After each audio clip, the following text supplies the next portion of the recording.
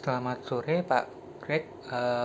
Pada video kali ini saya Zeki Gamarik dengan NIM 20G10052 akan membuat video mengenai review materi filsafat logika dari pertemuan pertama hingga pertemuan ke-7. Dan untuk poin-poin yang akan saya sampaikan ini, saya akan mengambil secara keseluruhan itu dengan garis besar. Yang pertama itu apa arti filsafat ilmu logika.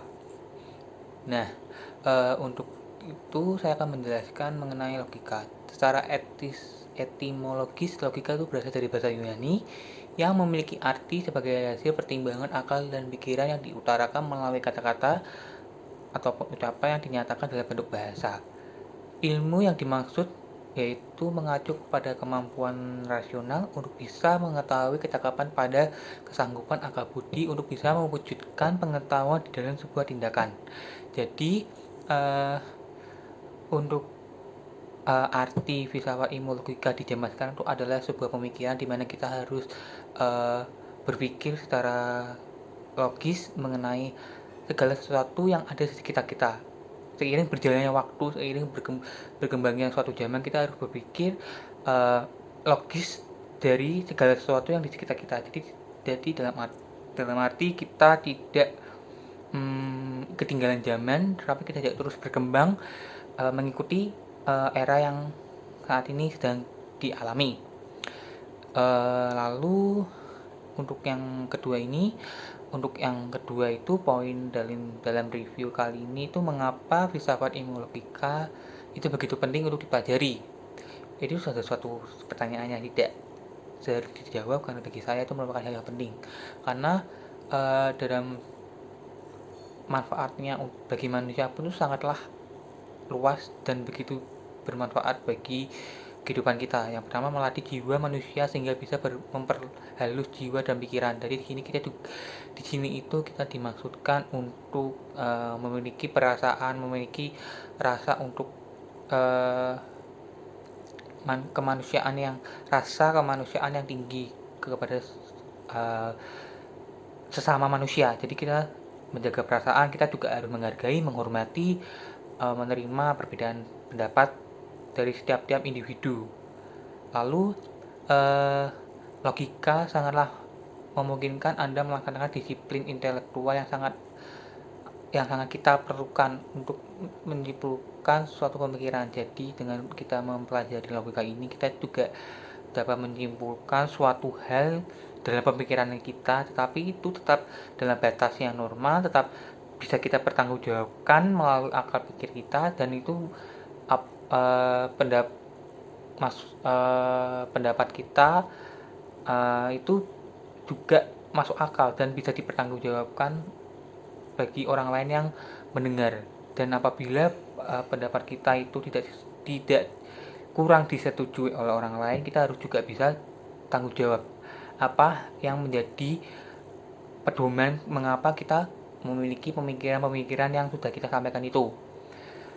Lalu yang selanjutnya itu logika bisa membantu kita untuk mendeteksi penalaran yang keliru dan kurang jelas. Jadi dengan kita mempelajari logika ini, kita juga bisa membedakan manakah hal-hal yang dirasa fakta, manakah hal yang dirasa opini. Jadi kita bisa memilah mana informasi yang benar, mana informasi yang salah, supaya jangan sampai kita menerima informasi-informasi yang justru malah merugikan kita, yang informasi-informasi yang justru salah dan bohong. Jadi kurang lebih seperti itu. Yang lalu juga logika juga akan membantu kita untuk menginterpretasikan mengenai fakta dan pendapat orang lain secara memadai. Jadi dengan kita mempelajari logika ini tuh, kita bisa menilai pendapat orang lain itu apakah itu pendapat yang benar atau pendapat yang memang sesuai dengan fakta, atau pendapat yang hanya asal-asalan. Jadi dalam arti pemikirannya dia sendiri, pemikiran orang itu sendiri tanpa orang itu mencari kebenarannya di dunia. Jadi orang itu berpendapat suka-suka dia, dalam arti dia tidak memedulikan yang sebenarnya yang ada dalam dunia itu seperti apa. Itu adalah manfaat-manfaatnya dari kita mempelajari ilmu logika. Terus untuk yang selanjutnya itu apa yang akan mahasiswa lakukan dengan pengetahuan filsafat, ilmu, dan logika tersebut dengan kritis bagi masa depan. Ini sungguh sangatlah penting, sungguh sangatlah berguna, karena dengan kita mempelajari ilmu filsafat logika itu sangat sangat baik kita gunakan dalam waktu kita ini bekerja, karena di sini kita yang sudah saya sampaikan tadi sebelumnya mengenai mengapa filsafat logika itu sangatlah penting, karena di sini juga kita bisa belajar untuk saling menghargai pendapat orang yang berbeda-beda. Lalu kita juga bisa berpikir kritis, berpikir yang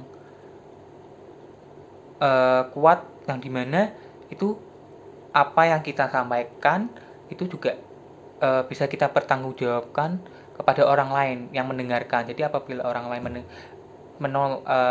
menolak atau merasa pendapat kita kurang benar atau tidak sesuai dengan pemikiran orang lain, itu bisa kita pertanggungjawabkan, bisa kita buktikan bahwa pendapat kita tuh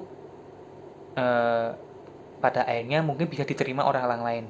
Akan tetapi apabila memang tidak bisa diterima, itu kita juga bisa belajar untuk saling menghargai pendapat orang lain, karena setiap individu memiliki pemikiran-pemikiran yang berbeda-beda.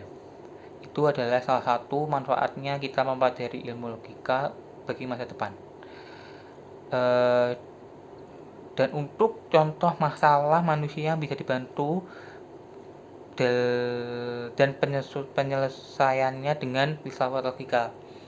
Jadi semisal contoh permasalahannya itu kita difitnah orang, seperti anggap contoh kita difitnah orang, kayak orang berkata ke kita, oh si A begini, kita juga dari ilmu filsafat logika ini kita bisa memakai permasalahan ini untuk dicari jalan keluarnya, dimana menurut orang itu yang memfitnah kita itu, apakah dia memiliki bukti yang menunjukkan bahwa kita begini sesuai yang orang itu sampaikan.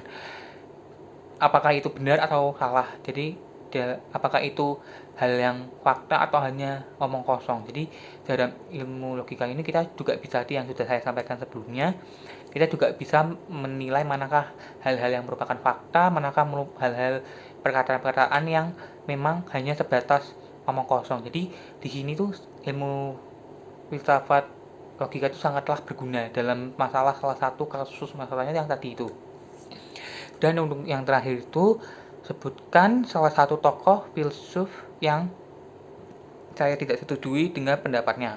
Nah, untuk filsuf ini saya mengambil salah satu filsuf yang bernama Thomas Hobbes. Dia tuh merupakan filsuf dari Inggris yang beraliran empiris. Jadi ada salah satu pendapatnya itu mengatakan bahwa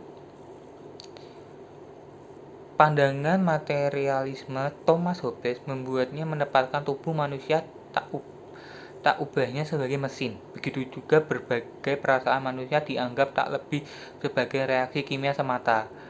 Begitu juga dengan cinta. Kita tidak akan menemukan berbagai pemikiran idealis mengenai cinta dari Hobbes.